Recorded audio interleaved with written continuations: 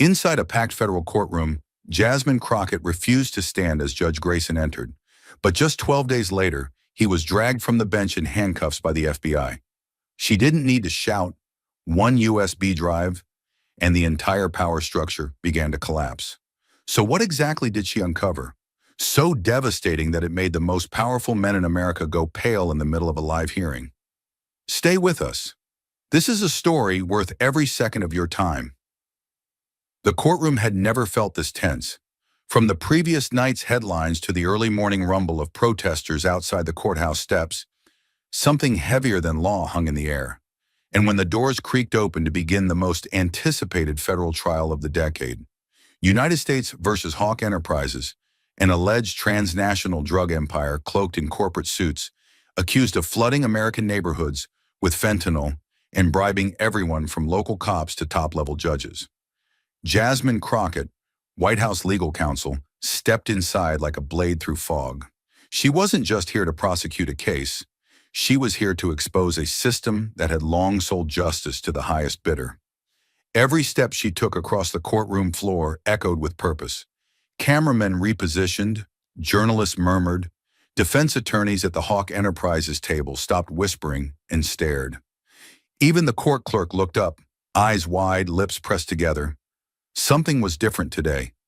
Then the gavel slammed like a war drum. "All rise," the bailiff commanded, his voice cracking the silence like a whip. People stood, slowly, obediently. Grayson adjusted his robe, his chin lifted in self-importance. And yet one figure remained seated, Jasmine Crockett, arms folded tightly across her chest, her back straight, her chin locked, and her eyes, sharp, burning, unblinking, locked onto Judge Grayson like a predator cornering prey. The silence stretched thin until she spoke with ice in her tone. "I don't rise for a man who sold justice." The sentence didn't just hang in the air, it punched through it. You could hear an audible gasp from the second row. A defense attorney dropped his pen. A camera swiveled violently to capture her face. The judge's eyes flared with a rage he barely concealed.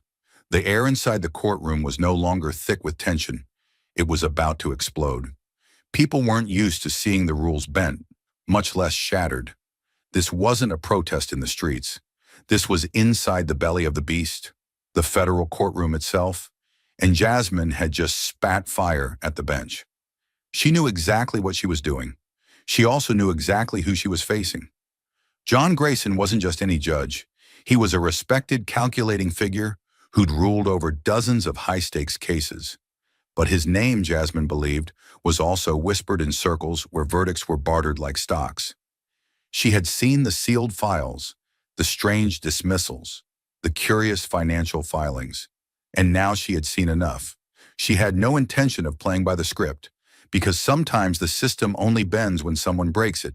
And today, Jasmine Crockett came prepared to be that break. Grayson slammed the gavel again, this time not as ceremony, but as warning. "Miss Crockett," he growled, his voice taut with restrained fury, "this courtroom is governed by order. You will respect it, or you will be removed from it." But Jasmine didn't blink. She didn't flinch. She didn't even shift in her seat. Her voice cut clean through the buzz beginning to ripple across the room. Order dies when justice is sold. You could hear the stifled intake of breath from reporters scribbling wildly, from paralegals gripping their case files, from spectators barely able to believe what they were witnessing. No one had ever spoken to Grayson like that, not in open court, not without consequences. And yet Jasmine wasn't bluffing. She had the title, the authority, and more importantly, she had the truth. Cameras kept rolling. Journalists tweeted in real time. And in that moment, it wasn't just a trial against Hawk Enterprises anymore. It was Jasmine Crockett versus the system, and the whole world had just tuned in. But that moment in the courtroom, the bold refusal to stand, didn't come out of nowhere. It had been building for years, fueled by pain, injustice, and a promise Jasmine Crockett made the day she lost someone she loved. Before she ever stepped into federal courtrooms or the White House, Jasmine was a tough, fearless prosecutor in Dallas, Texas. She worked long nights fighting drug traffickers, going after gangs, shutting down dirty clinics. She saw the damage opioids were doing to families, but nothing hit her harder than what happened to her own. Her cousin Marcus was only 19, smart, funny, the kind of kid who called her Jazz the Giant Slayer because he thought she could take on anyone. One night, he took a single pill at a party. One pill. It was laced with fentanyl. He died alone in a friend's kitchen. Jasmine got the call just past midnight. She didn't cry, not in public. At the funeral, she stood silent, her hand on Marcus's casket, her heart burning with rage. That night, she stayed in her office until sunrise, going through case files of overdose victims. She noticed patterns, same areas, same packaging, same shipping codes. It wasn't just local drug dealers, it was bigger, organized, protected, and one name kept popping up, Hawk Enterprises. When her team told her to be careful, Jasmine said one thing: "I'll follow this trail all the way, through Texas, through Congress, through the White House if I have to." And she meant it. Years later, after leading some of Texas's biggest drug prosecutions, Jasmine was invited to Washington. She became legal counsel to the White House, the highest legal position in the country. But the deeper she looked, the worse things got. Hawk Enterprises wasn't just a drug operation anymore. It had money, lawyers, media connections, and political protection. It was paying off senators, funding campaigns, and worst of all, bribing judges. One of those judges was a name she recognized from a file she'd flagged before: Judge John Grayson. But just when Jasmine thought she had reached the bottom of this rotten system, something arrived that proved she had only scratched the surface. It happened late one night in early autumn. The Justice Department's office was nearly empty, the halls dark and humming with distant security lights. Jasmine was still at her desk, sleeves rolled up, reviewing suppressed case files tied to Hawk Enterprises when her secure email system blinked. A new message had come through. No subject line, no sender name. Just one attachment, an audio file labeled "Confidential, Do Not Share." She stared at it for several seconds. In her line of work, anonymous messages weren't rare, but this one felt different. She glanced at the hallway, empty. Then she inserted her encrypted drive, closed all open files, and clicked play. The audio hissed, then cleared. A man's voice came through, low, deliberate, too familiar. It wasn't rushed. It wasn't afraid. It sounded like someone making dinner reservations. Then came the line that stopped Jasmine cold. 500,000. It's already offshore. I'll make sure the charges don't go far. Another pause, then a smug chuckle. For Hawk, I've done worse. Her breath caught. The voice. It was Judge John Grayson. Not a guess. Not a possibility. It was him. The cadence, the phrasing, the slight southern rasp she'd heard dozens of times in courtrooms. She played it again, slower, louder. There was no room for doubt. A sitting federal judge was caught on tape discussing a payment, a bribe in exchange for shielding Hawk Enterprises from prosecution. Jasmine's heart pounded, not from fear but from fury. She had always suspected Grayson, his strange rulings, the way evidence disappeared mid-trial, the sealed motions that made no legal sense. But this was the first time she had something concrete, something explosive, and yet she knew the law wouldn't make it easy. The recording was anonymous, possibly inadmissible. Defense attorneys would call it manipulated. Chain of custody didn't exist. Its origin was a mystery, and still, she knew what it was. Proof, not perfect, not polished, but real. The kind of thing you either buried or weaponized. She sat still for a long time, the audio looping quietly in the background. Outside the window, Washington's skyline glimmered like glass shards under the moon. Below, power moved through the streets in silence. Judges, lobbyists, officials sliding through black cars and closed doors. Jasmine leaned back in her chair, her fingers tapping the edge of her desk. Her career was at stake, so was her safety. But this wasn't about her anymore.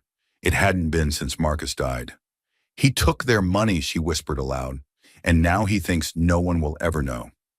She turned toward the whiteboard filled with timelines, crime scene photos, offshore bank records, all threads leading back to Hawk. And in that moment, she made a decision, one not driven by ambition or ego, but by a quiet, burning clarity. She would bring the fight into the courtroom, not just against Hawk Enterprises, but against the very bench that protected them. She would no longer wait for the system to correct itself. She would use it as a stage, and Judge John Grayson would be the one under cross-examination. The silence after Jasmine's words still hung in the courtroom like smoke after a gunshot when the inevitable happened. Judge Grayson exploded. The gavel came down like a thunderclap. "Ms. Crockett," he snapped, his voice rising with a venom it hadn't shown in years. "You are dangerously close to contempt." His face flushed a deep, angry crimson as his eyes bore into her like twin coals. He leaned forward, both hands braced on the bench, as if trying to physically loom over her from the elevated seat of power. "You have insulted this court. You have insulted me." His voice cracked on the last word, not from weakness, but from rage barely contained. "If you do not retract your statement and conduct yourself with proper decorum, I will hold you in contempt and order your immediate arrest." The room bristled. A low murmur rippled through the gallery like the pre-shock of an earthquake. One of Hawk Enterprises' lawyers raised an eyebrow, smirking slightly, sensing the judge might hand them a political gift. A camera shifted focus, zooming in on Jasmine's face. She didn't blink, didn't move. She had just called a federal judge corrupt to his face, and now he was threatening to take her down. It wasn't justice, it was retaliation, and everyone in that courtroom knew it. But Jasmine didn't flinch. She slowly stood up, not because the judge told her to, but because she chose to take the floor. Her movements were controlled, precise. Her heels clicked sharply against the hardwood as she stepped forward. The air seemed to tighten with every second. She looked straight into the judge's eyes, her tone cold but crystal clear. "Threaten me all you want," she said, her voice carrying through every row. "But I don't answer to a man who barters justice behind closed doors." Grayson's face twitched. The hand holding his gavel shook just slightly. The gallery fell into a stunned hush, the kind that precedes either a historic ruling or a complete breakdown of order. Jasmine was no longer just a lawyer. In that moment, she became something else, a threat to the system itself. The gavel still trembled on its block when Jasmine reached down, calmly, deliberately, and opened the brass locks of her leather briefcase. Her fingers didn't shake. Her eyes didn't blink. Every movement was calculated, surgical. She withdrew a folded document, firm and deliberate, its government seal catching the light with an almost theatrical glint. Then she held it up with just 2 fingers, turning slightly so both the judge and the cameras could see. Her voice dropped, not loud but clear enough to silence every cough, every murmur, every whispered doubt. "If you touch me," she said, her tone cold and surgical, "the full weight of the federal system will touch you back, and it won't stop at your bench." Dead silence, not stunned, not shocked, stilled, like the entire room had fallen underwater. The lead bailiff froze mid-step. His eyes darted to the document, then to Grayson, then back again. He'd seen arrest orders, court chaos, screaming defendants, but he had never been in a room where a White House lawyer stood her ground with a legal shield that could end a judge's career in one blow. Jasmine slowly stepped forward, placed the paper face up on the table, and tapped the DOJ header with a single finger. Federal immunity, departmental clearance, presidential seal. It wasn't a bluff. It was a warning shot, delivered with the professionalism of someone who knew exactly how this game was played and how to flip the table without raising her voice. Grayson didn't speak. His mouth opened, then closed again. The color had drained from his face. Not rage this time, but calculation. He realized too late that Jasmine had come prepared for war. Not a courtroom debate, not a media circus, but a surgical strike, executed with legal precision. Every move she had made up to this moment, the refusal to stand, the direct accusation, the timing of the immunity document, it was all deliberate. And now the trap had been sprung, with every camera in the room capturing his reaction. Behind the defense table, the lawyers representing Hawk Enterprises sat suddenly stiff, eyes flicking toward their briefcases like they were about to reach for parachutes. One of them whispered something into his colleague's ear, too quietly to catch on the microphone, but the nervous energy was unmistakable. They weren't worried about Jasmine's accusations. They were worried about what else she was holding, what else she had planned, what she would release next. Because if Judge Grayson crumbled here, on camera, under pressure, then the entire architecture protecting Hawk Enterprises would come down with him. It was like a spider's web. Every silk thread carefully woven over the years, shady plea deals, campaign donations passed through shell companies, friendly judges, bought-off cops, and silent politicians. But webs aren't made to withstand fire, and Jasmine Crockett had just lit a match. The shift in the room was physical. Everyone could feel it in the air pressure. This wasn't about order anymore. It wasn't about law. It was about power, and who had just seized it.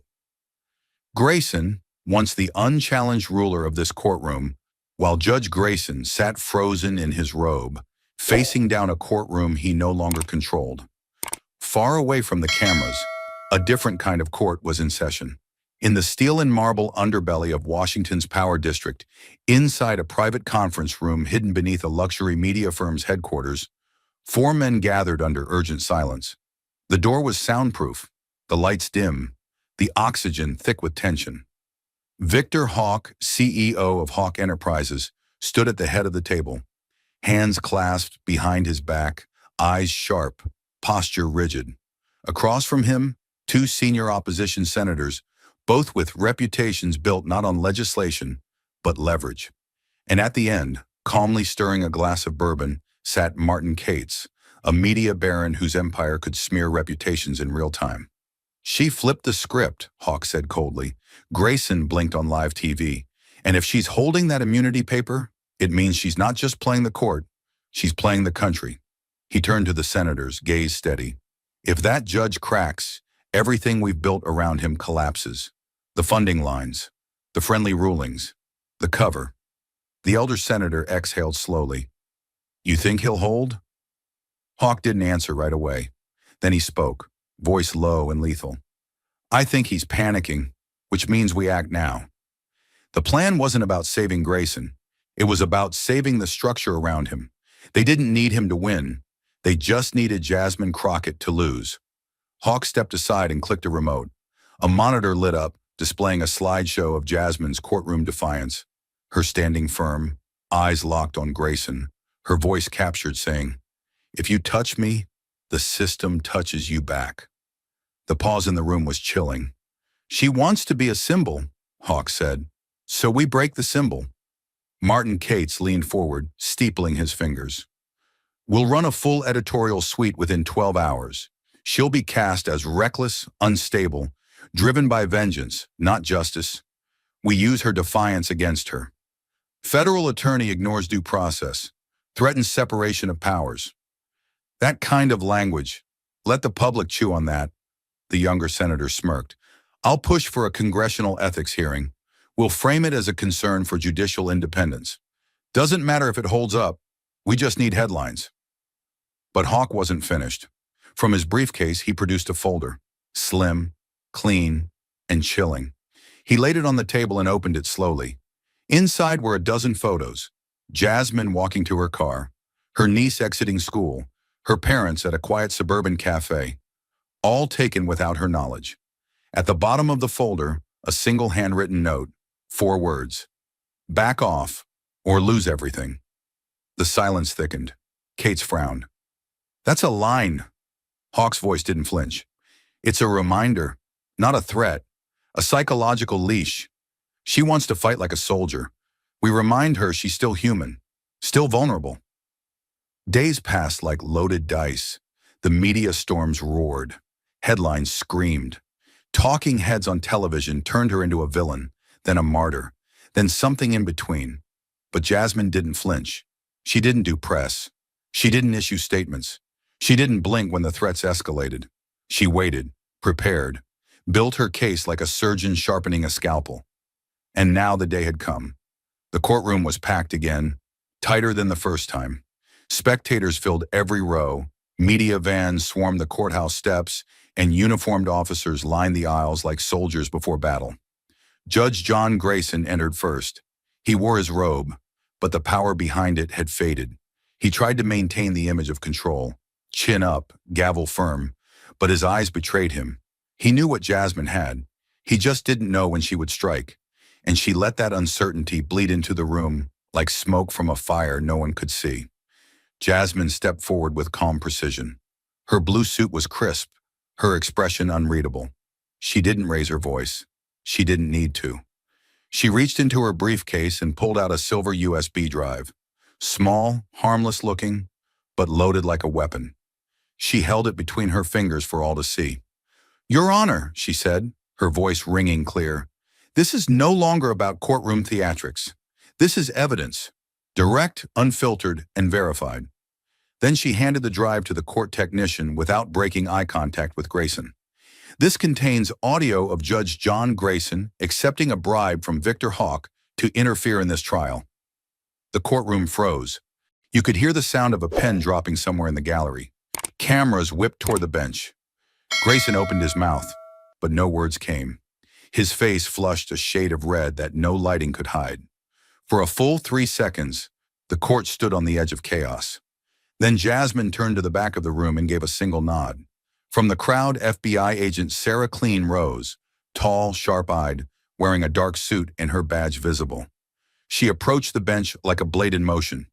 "Agent Clean," Jasmine said, "please confirm the integrity of the file." Sarah stood straight, her voice firm. "The Justice Department received this recording via secure drop. We ran voice-matching protocols against Judge Grayson's official interviews and courtroom transcripts. It is a 96% voice print match. Timestamp metadata confirms it was recorded 2 weeks before this trial began." She paused. "It also matches with known offshore transfer activity linked to Hawk Enterprises, specifically a $500,000 wire to a shell company in Belize. The voice in the recording confirms the exchange." Gasps. Someone in the gallery swore under their breath. One of Hawk's lawyers buried his face in his hands. Grayson's knuckles whitened around the gavel. But Jasmine wasn't done. She stepped forward, her voice low but razor sharp. "That's not opinion. That's not politics. That's evidence. And I am asking this court to do what this court was designed to do. Serve justice, not protect criminals in robes." And with that, the war Jasmine had been waging from the shadows stepped fully into the light. The courtroom lights flickered slightly, not from a power surge, but as if the atmosphere itself had shifted. The screen behind the witness stand glowed faint blue. Then the first sound broke through the thick silence. A slight crackle, then the unmistakable voice of Judge John Grayson. "It's already done. 500 wired, untraceable, offshore." Gasps swept through the room like wind hitting dry leaves. Eyes widened. Some heads turned toward the bench instinctively, but Grayson did not look up. He sat motionless, hands gripped on the sides of his chair, as if bracing for a wave he knew he could not stop. Then came the second voice, Victor Hawk, calm, cold, intentional. The tone of a man who controlled empires, not with fists, but with phones. "Good. Then you know what to do. Keep Jasmine quiet." Whispers shot through the gallery. Journalists leaned forward in their chairs. One cameraman cursed softly and tightened the zoom. The prosecution table went still, Jasmine included, but her stillness was deliberate. Her silence was power. She didn't flinch. The audio continued.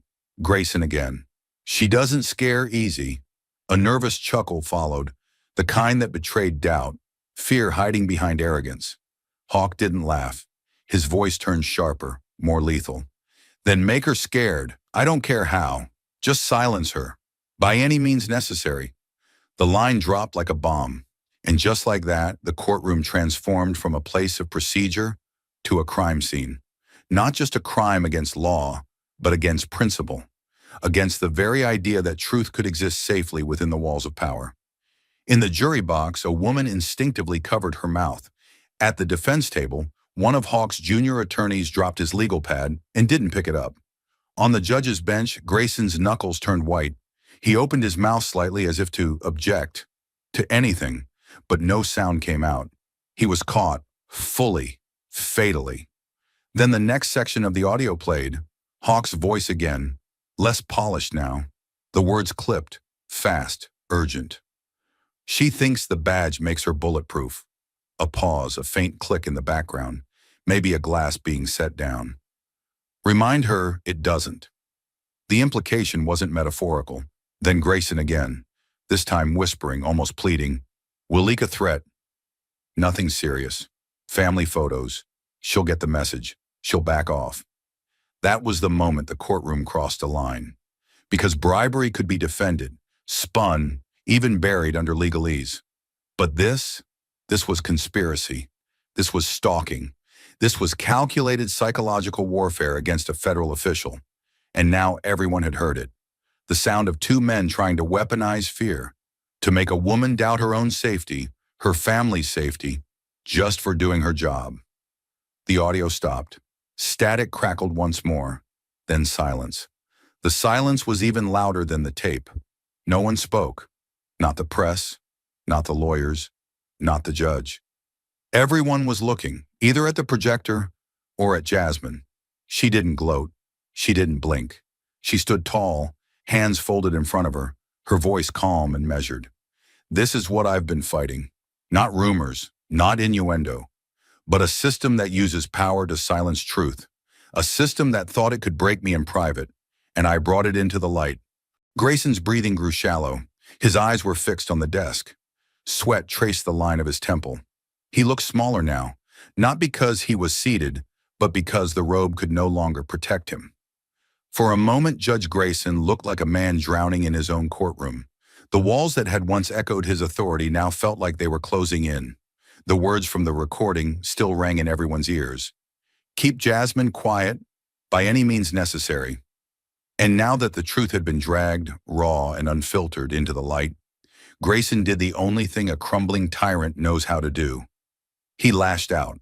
With a sharp slam of his gavel, one that cracked through the silence like a pistol shot, he shouted, voice hoarse but full of false confidence. "Bailiffs, arrest her. She's in contempt of this court. This is a hijacking of law, of order, of the bench itself." His voice wavered between panic and rage, but his eyes, once commanding, now darted from face to face, searching for someone to back him up. No one did. The bailiffs froze, unsure, caught between the decades-long hierarchy of the courtroom and the new reality burning through the air like fire. Grayson pointed directly at Jasmine. His finger trembled. "She has no right to issue evidence without prior judicial review. This is an ambush. This is sedition." But Jasmine didn't blink. She didn't retreat. She stepped forward, slowly and purposefully, and let her calm presence destroy every lie trying to hold itself together. Her voice was steady, not loud, but sharpened to a blade. "No, Your Honor. What you just heard was treason. Not against a party, not against me, against the justice system itself." Then from her blazer pocket she produced the document. A crisp, clean DOJ directive, notarized, date-stamped, signed by the acting attorney general.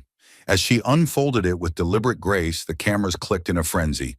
Her every movement was being broadcast live to millions. But Jasmine wasn't playing for drama. She was playing for history.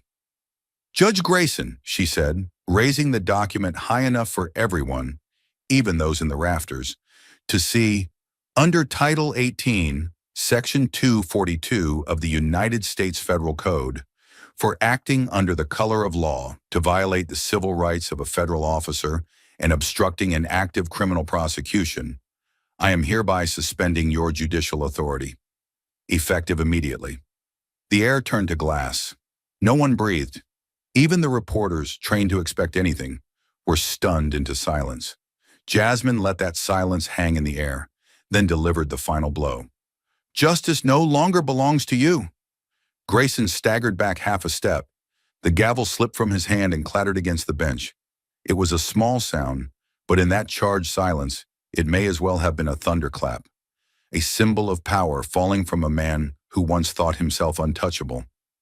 A long beat passed. The bailiffs didn't move. Grayson tried again, his voice hollow now, brittle and desperate. She doesn't have that power. I'm a federal judge." But no one was listening anymore. He was talking to ghosts. Then from the rear of the courtroom, the doors flung open with a sharp metallic clap. Three federal agents stepped inside, wearing dark navy tactical jackets, each one marked clearly, FBI. They moved like precision instruments, fast, alert, decisive. Behind them in a fitted suit and sharp heels came Agent Sarah Clean, her badge displayed prominently, her expression unreadable. She walked in like she'd done this before, because she had, just never with stakes this high. "Federal agents," she called out, voice cutting through the static tension. "We are executing a lawful suspension and emergency custody order for Judge John Grayson, under authority of the Department of Justice and U.S. Federal Code Title 18. Gas rippled through the room. A woman in the jury box clutched her necklace. A man in the gallery whispered "no way" under his breath. Hawk's lead defense attorney stood frozen, one hand still gripping a pen he hadn't moved in 10 minutes. Reporters locked their cameras toward the bench. One mic light flicked on with a red glow. This was live now. America was watching. Grayson's face went slack. For a second, just one, his entire body seemed to deflate. The robe on his shoulders, once the armor of the powerful, looked suddenly too large, too loose. His mouth opened, then closed again, like a man trying to speak in a dream where his voice wouldn't come. Then his survival instinct kicked in. He spun left, lunging awkwardly for the judge's private exit. The small, locked hallway meant for discretion, not escape. But he was too slow, too rattled. The first agent moved instantly, blocking the exit. The second came in from the side, arms raised in restraint posture. "Judge, stop! Do not resist," he commanded with steel in his tone. But Grayson didn't stop. He grabbed the edge of the bench, as if clinging to it might restore the throne he had just lost. "You can't do this," he cried, his voice cracking like glass under pressure. "I'm a sitting federal judge, appointed for life. This is illegal. This is outrageous. I'll have all of you." But that was as far as he got. The third agent stepped in behind him, grabbed his left wrist, and with clean, controlled force, twisted it behind his back. Grayson winced.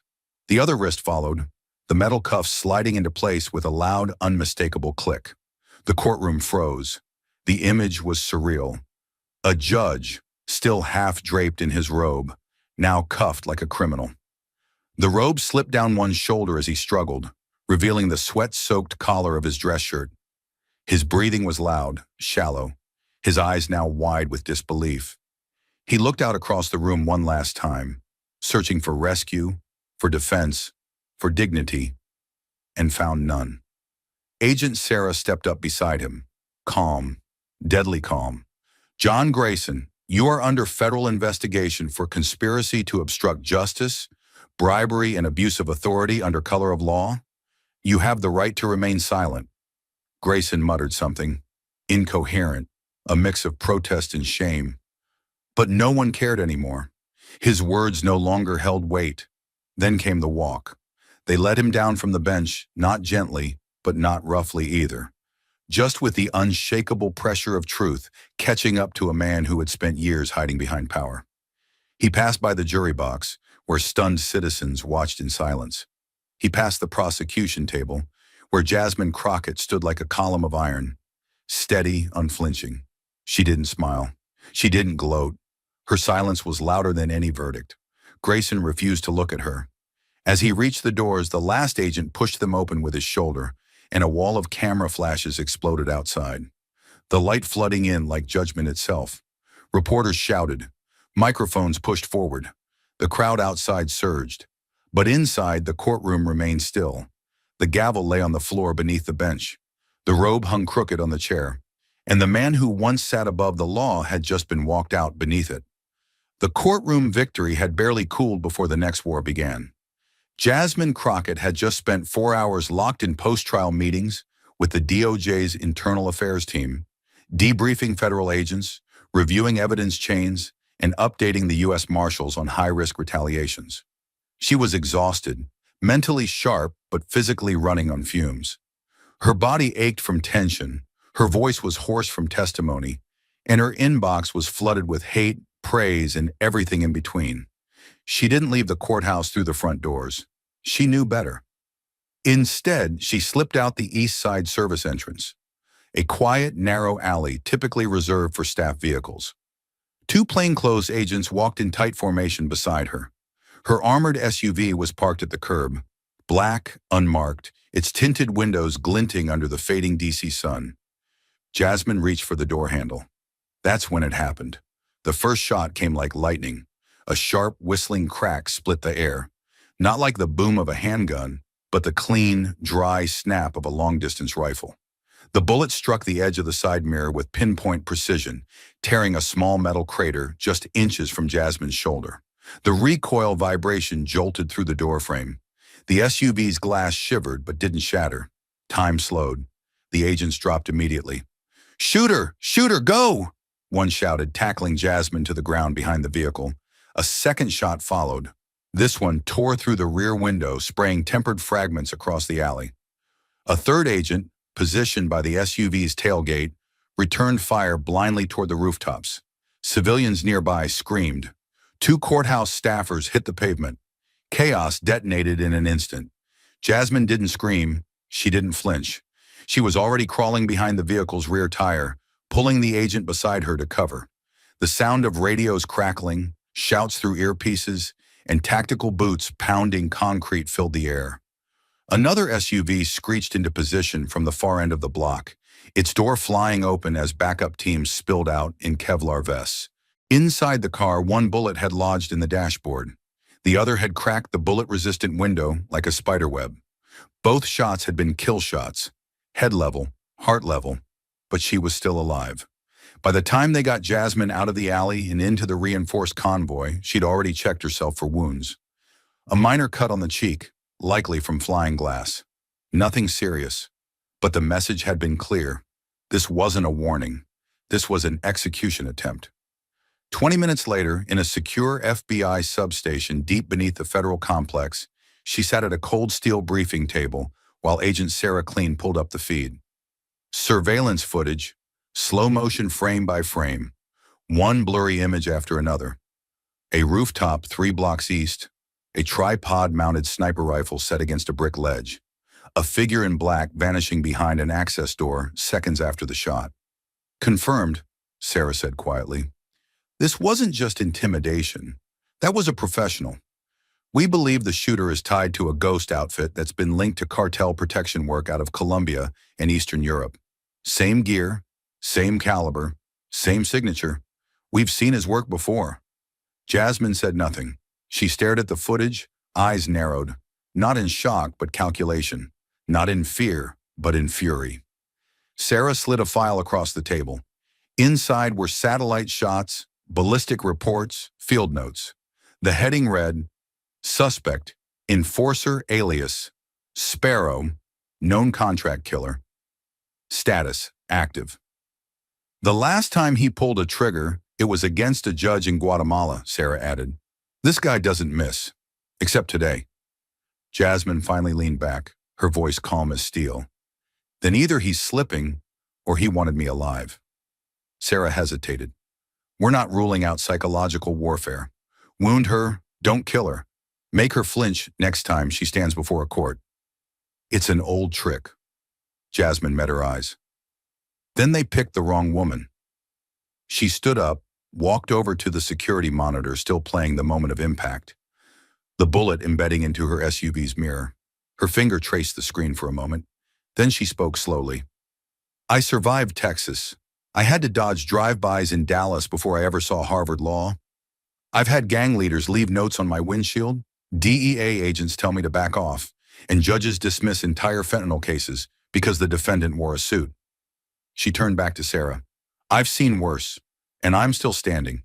So if someone thought I'd crawl under a desk because they missed twice," she paused, "tell them next time they better bring a war." The corridors of Capitol Hill hadn't felt this tense since the last impeachment inquiry. The air was stiff with suits, microphones, and anticipation. Inside the Senate hearing room, every seat was filled. Spectators lined the walls. Press cameras buzzed quietly on tripods, their red live lights glowing like watchful eyes. Behind the horseshoe-shaped dais, rows of senators waited, dressed in power, but fidgeting in silence. At the center sat Senator Robert Callahan, chairman of the Judiciary Oversight Committee. Silver hair, measured voice, a reputation for civility, but a spine greased by political favors. He tapped the gavel once, and the room stilled. This hearing, he began, has been called to determine whether White House counsel Jasmine Crockett committed a breach of constitutional authority by suspending a sitting federal judge, John Grayson, during an active trial. On paper, it sounded noble, orderly, serious, but everyone in the room knew what it really was, a hit job in a suit. For 2 days straight, conservative outlets had blasted Jasmine with op-eds calling her a rogue attorney, a political extremist, even a deep state operative. Social media swarmed with doctored videos. A handful of senators whispered, without evidence, that she had ties to radical organizations. The aim was simple: make her too radioactive to lead, then remove her on process. But Jasmine had come armed with fire. She sat alone at the witness table, shoulders square, eyes unblinking. The only sound was the soft click of her briefcase opening. She didn't look up as she spoke. "I'll waive my opening statement, Mr. Chairman." Callahan raised a brow. "You're sure?" She met his eyes for the first time and smiled. "I think it's better if we hear yours first." Then, without another word, she slid a slim USB stick across the polished wood toward the nearest staffer. "Play the file marked March 4th, Callahan Hawk." There was a beat of confusion, then a flicker of movement as the staffer looked to Callahan for permission. He hesitated, but Jasmine's voice, calm but resolute, cut in before he could speak. "This body prides itself on transparency. I suggest we start today."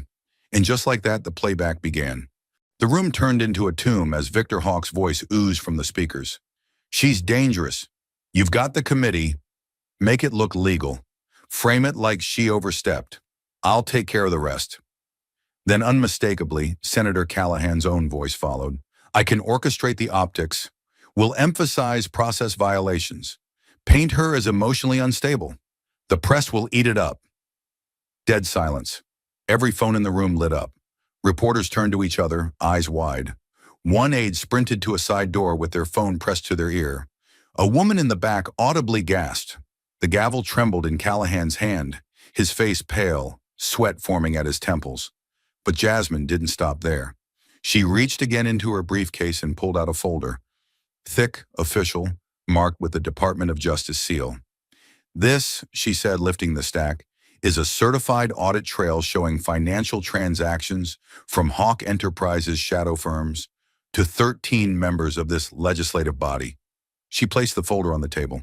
Wire transfers, super PACs, personal accounts, all routed within the last 2 election cycles. Gasps erupted. Several senators shifted in their seats. One stood up and left. Callahan opened his mouth, but Jasmine's voice, ice wrapped in fire, shut the room down. "You came for me because I threatened the comfort of your corruption. You thought you could use this chamber to discredit me? What you didn't count on is that I brought receipts." Her gaze moved across the room, sweeping from left to right like a lighthouse beam during a storm. She wasn't speaking just to the panel anymore.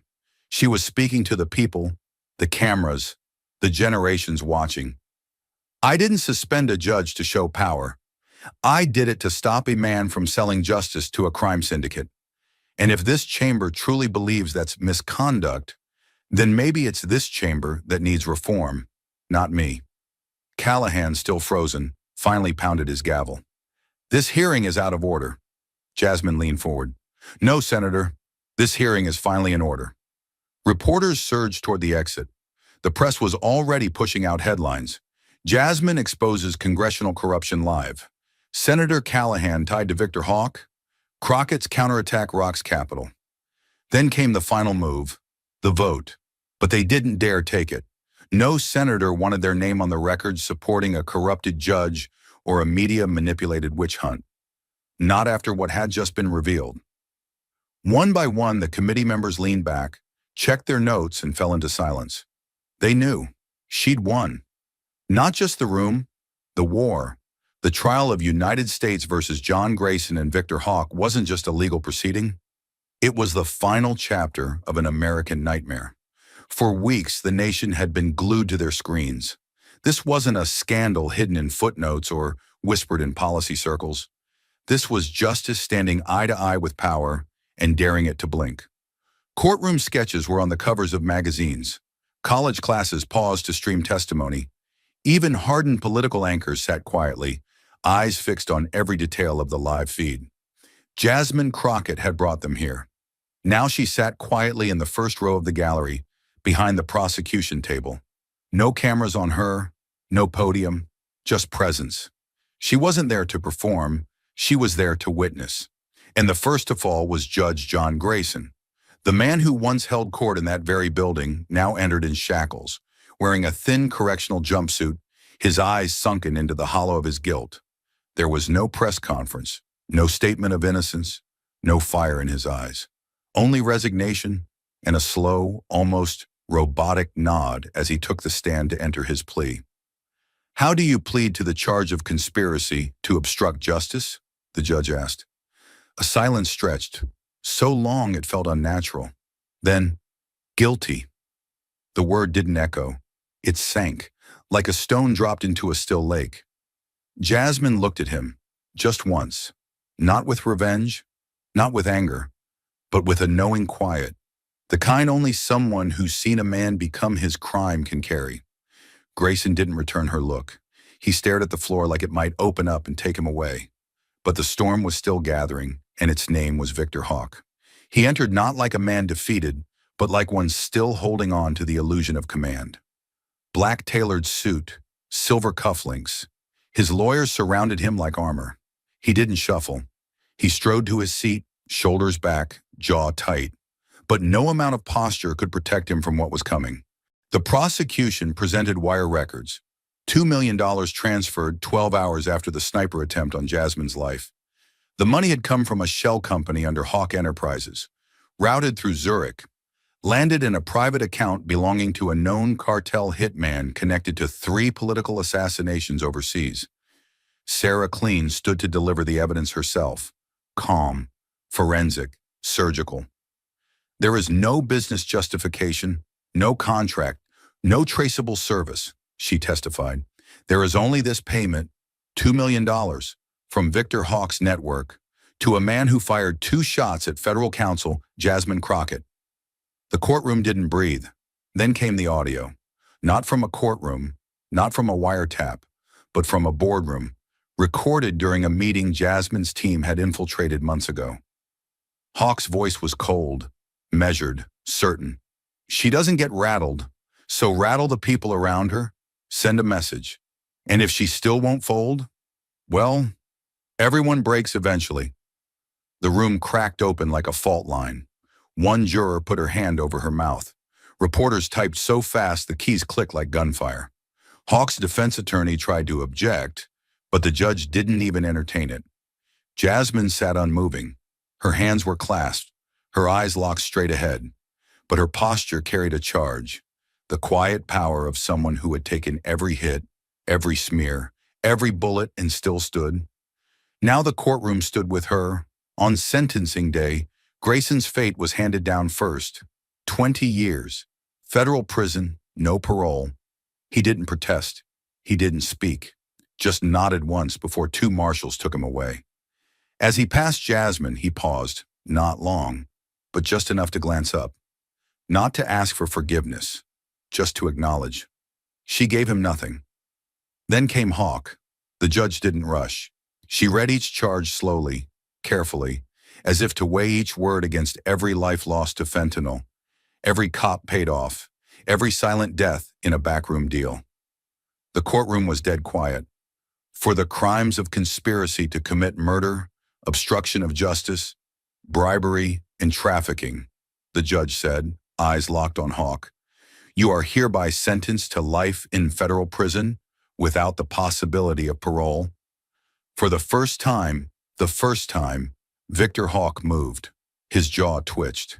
His fingers flexed once, and though his lips didn't part, his eyes flickered with the truth he had spent a lifetime denying. He was no longer untouchable. As the cuffs clicked into place, he turned to Jasmine, not with hate, not with rage, but with the hollow gaze of a man finally stripped bare. She didn't rise, she didn't gloat. She whispered only to herself, Let the dead bury the dead. Then she stood, turned her back on both men, and walked out of the courtroom into sunlight. The marble steps of the federal courthouse were wet with rain, glistening under a dull slate sky. Washington was unusually silent for a city that rarely slept. Streets that just days ago had been buzzing with sirens, motorcades, and angry chants now waited, still and watchful. And on those steps, behind a narrow steel podium, branded with the seal of the Department of Justice, stood Jasmine Crockett. Her presence was unshakable. No teleprompter, no aide at her side, no talking points taped beneath the lens. Just her, standing with her feet square, shoulders back, coat unbuttoned in the chill, and eyes locked on the rows of journalists that lined the plaza like sentries of truth or vultures of power, depending on where they'd stood during the trial. The air buzzed with the tension of 100 unspoken questions. Would she gloat? Would she resign? Would she retreat? Instead, she leaned toward the microphone, her breath visible in the cold, and spoke like she was talking to the entire country. Not in volume, but in gravity. "This isn't a victory I celebrate," she said slowly, voice resonant and plain. "Because this victory came too late for the families who buried their sons. Too late for the whistleblowers whose careers were destroyed. Too late for the prosecutors who were silenced, transferred, or buried in paperwork until they gave up." A pause. "This isn't my win. It belongs to the people who stood when I couldn't, who believed when others folded, and who trusted that the system, broken as it is, could still respond to truth." Flashes lit up the plaza. Camera crews leaned in closer. A CNN producer whispered something urgent into her earpiece. But Jasmine didn't flinch. Her hands never left the podium. Her fingers curled slightly around the edges, not out of fear, but to anchor herself to the moment, to history. "They came after me with everything they had," she continued. "Disinformation, political hearings, a sniper rifle. And when that didn't work, they came after your belief in me." She scanned the crowd. Her eyes passed over press, over officials, over ordinary citizens huddled in the back with makeshift signs and trembling hope. "But I'm still here, not because I'm stronger than them, but because I'm not alone." Now her voice deepened, slow and deliberate. "This is a message to every American who's ever been told, you can't fight that. You can, and you must. Because the truth may not arrive with a motorcade, it may not come dressed in a robe, it may not speak in polished sentences, but it doesn't break, and it doesn't bleed. And when it stands up, even if it's shaking, the walls of corruption start to fall." The plaza was still. The cameras were silent. Even the birds had stopped. "They told me I was too loud, too angry, too ambitious, too dangerous. But what they were really afraid of was that I wouldn't stop." She leaned closer, not to whisper, but to make sure every syllable landed. "And I won't." Then she stepped back. No dramatic flourish, no triumphant smile, just a nod, as if to say, "We're not done yet." The applause didn't come right away. The crowd didn't know what to do with silence that heavy. But then a single voice called out from the back, "Thank you, Jasmine." Then another, and another. And then the roar began. Reporters jostled forward, microphones lunged toward her. But she turned, walked calmly down the steps, and disappeared into the black SUV waiting at the curb. No guards around her, no crowd control needed. She had already shown them. The strongest defense wasn't the gun or the gavel. It was the truth, spoken with nothing but breath and backbone. The crowds had gone home. The courtroom echoes faded into memory. Flashbulbs no longer chased her down the marble steps.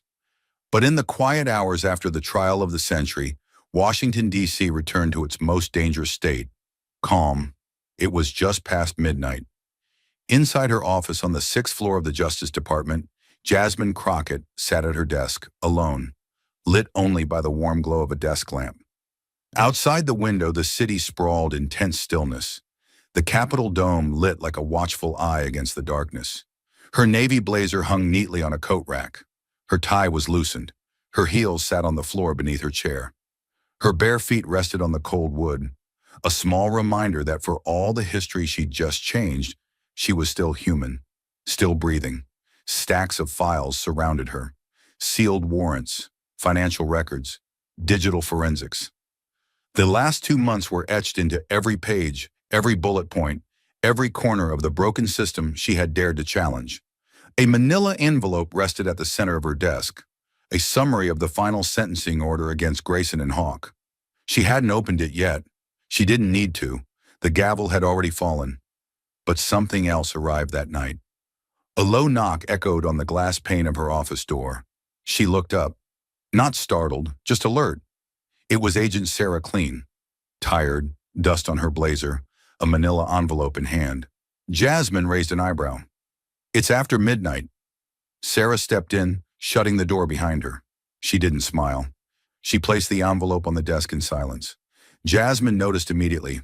It was different, smaller, no return address, no official stamp, just her name, typed, all caps, and nothing else.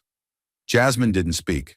She reached for a latex glove from the drawer, second nature now, and peeled the envelope open with surgical care. Inside was a single sheet of plain white paper, no signature, no emblem, no postmark, just 7 words scrawled across the center in sharp, erratic ink. "We're not done with you yet." The silence in the room grew heavier. The fluorescent hum of the hallway light buzzed like static behind the door. Sarah leaned forward, voice low. This came through the internal drop chute, no cameras, no prints. It was placed there in the last 30 minutes. Jasmine read the words again, slowly, deliberately, then folded the page and slid it into an evidence bag. She exhaled through her nose, not with fear, with recognition. "They never learn," she said. Sarah crossed her arms. "We'll run it through the handwriting database. Check local surveillance. But you know what this means." Jasmine stood slowly, walked to the window, looked out at the National Mall, the white pillars, the floodlit monuments, the illusion of peace. "It means the system's bigger than 2 men," she said. "It means Grayson and Hawk weren't the last. They were just the ones who got sloppy." Sarah stepped closer. "This could be a bluff, a scare tactic." Jasmine turned to her, smiling faintly. Not amused, not smug, sharp, focused. "I don't care if it's a bluff," she said. "What matters is someone still believes they can scare me into silence." She walked back to her desk, grabbed her coat and slid her arms into the sleeves with mechanical precision. Her body moved with a rhythm born not of habit, but preparation, as if she'd been waiting for this moment, as if she knew it would come. "I've spent years cleaning up other people's messes," she said, buttoning the coat. "Now it's time I start digging where no one wants to look." Sarah raised an eyebrow. "You're talking about going deeper?" Jasmine didn't hesitate. "I want every transaction Hawk Enterprises touched in the last 5 years. Corporate clients, PAC donations, offshore shells. I want sealed cases reopened. I want to know who in this building, and on the Hill, still thinks they're untouchable." Sarah nodded, the ghost of a smile appearing on her face. "You know you're going to war again." Jasmine's eyes flicked toward the window, toward the Capitol, toward the shadows that still moved behind the curtain of legitimacy. "No," she said. "I never stopped." She grabbed the evidence bag and held it up between her fingers, like a declaration of war. "This isn't a warning," she said, voice firm. "This is permission." Sarah tilted her head. "Permission to do what?" Jasmine's smile returned, sharper this time. "To start the next chapter." She tossed the bag onto her desk and turned toward the door. Her posture was loose, but her steps were loaded with intent. She didn't ask for backup. She didn't wait for approval. She didn't even glance at the security monitors as she walked past them, because the message hadn't changed her. It had only reminded her of why she started. And as she disappeared into the dim hallway, the only sound left in the room was the soft flutter of the threat letter inside its plastic sleeve. Lifeless, powerless, irrelevant. For those who tried to silence her, it was a warning. But for Jasmine Crockett, it was a spark, a promise, a dare. And she was already writing her answer. The letter didn't shake her. It awakened her. As Jasmine Crockett stepped once more into the darkness beyond her office, carrying a fresh threat in her hand and an old fire in her chest, She understood something that few in Washington dared to accept out loud. The trial might be over, but the war for justice never ends. Not in a city where truth was treated like a commodity. Not in a world where influence was bought in briefcases and sold in backroom whispers. Not in a country where even the bench could be rented for the right price. Because when justice is sold, no one is safe.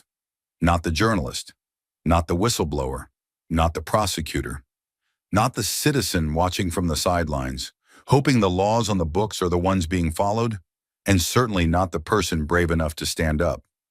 Jasmine knew that now more than ever. She had faced a system designed to grind people like her into silence, and not just her. The list stretched far beyond the courtroom. Frank Serpico, bleeding out on a dirty hallway floor in Brooklyn after exposing NYPD corruption. Edward Snowden, cast into exile for daring to show the world how its own government watches without blinking. Daphne Caruana, Galizia, the Maltese journalist who died when her car exploded. All because she followed a trail of dirty money too far up the chain. They weren't reckless. They weren't naive. They were brave. And bravery in a world wired for obedience is a dangerous thing. Jasmine hadn't set out to be a hero. She was a lawyer, trained in procedure, bound by precedent, committed to law. But law without truth is theater. And in that federal courtroom, she refused to play the role they wrote for her. Silent, decorative, obedient. She was none of those things. Not when families were burying children lost to fentanyl.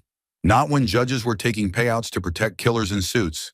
Not when her own life was put on a sniper's crosshairs just for doing her job. And that's the warning buried inside this story. The battle Jasmine fought isn't fiction.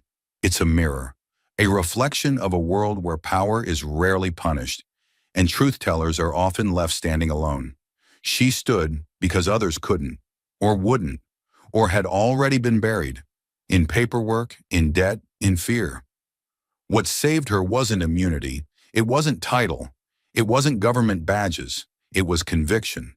Conviction that no matter how expensive it was, truth had value.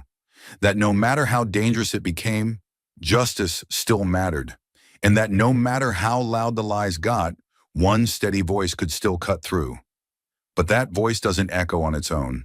It needs others. Because the real message isn't just about Jasmine Crockett, it's about the world you live in. The one where headlines can be bought, where surveillance is spun as safety, where the powerful call transparency a threat. In that world, the truth becomes a burden, something too heavy for most to carry. And so we don't. We scroll past it, we laugh at it, we say, that's politics. We say, it doesn't matter. But it does, it matters because the system only breaks when no one is watching. It matters because silence is not the same as peace. And it matters because people like Jasmine, or Serpico, or Snowden, or Galizia can't stand forever on their own. They need you, not to be perfect, not to risk everything, but to care, to notice, to ask, to listen, to stop believing that integrity is weakness and that fear is a virtue, because it's not. The story you just witnessed, it's more than drama. It's a warning. The real threat isn't the gun, it's the indifference. The danger isn't always a man with a plan. Sometimes it's a crowd with no memory, a system that forgets how easily freedom erodes when truth is no longer defended. Jasmine didn't just fight to win a case. She fought to remind us what the law is supposed to be. A shield for the vulnerable, not a weapon for the wealthy. And now, even after the verdict, even after the applause, she knows more threats will come. More letters, more headlines, more shadows. But she won't stop, because truth doesn't stop. So when the time comes, when another system shakes, when another voice trembles in court, when another letter arrives with a promise of fear, ask yourself, what would you do? Would you look away or would you stand? Because at the end of every courtroom fight, every leak, every whistle, every truth too inconvenient to stay buried, there's only ever one question that matters. Will someone be brave enough to keep going? Jasmine was. Will you be? Thank you for watching until this moment and for standing with us on this journey for justice. Your support means everything. Like, subscribe, and turn on notifications so you never miss what's next. And we'd love to hear your thoughts. Leave a comment below and let us know what moved you most in this story. Together, our voices make a difference.